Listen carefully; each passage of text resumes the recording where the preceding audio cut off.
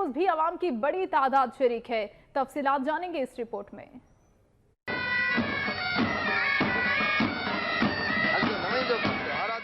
मेले के तीसरे रोज के मेहमान खुसूसी commissioner Sibi division doctor Mohammad Saeed Jamali थे।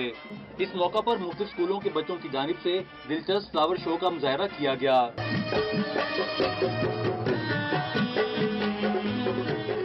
जानवरों की नुमाइश, इलाकाई रक्स,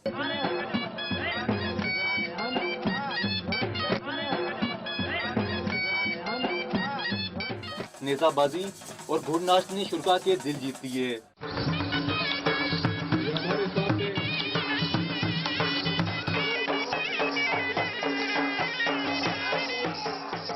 कमिश्नर सिबी डिवीजन ने खिताब में मेले की सदियों पुरानी तारीख बयान की। उन्होंने मेले में कबायली माहिदीन की शिरकत को सराहते हुए कहा कि इससे मिली यगानगत को फरोग मिलेगा। उन्होंने कहा कि वो सिबी मेले में जिद्दत लाने के लिए अपनी सलाहियतों को बरूए कार लाएंगे। तकरीब के आखिर में कमिश्नर ने बेहतरीन कारकर्दगी का मुजाहरा करने वालों में इनामात तकसीम किए।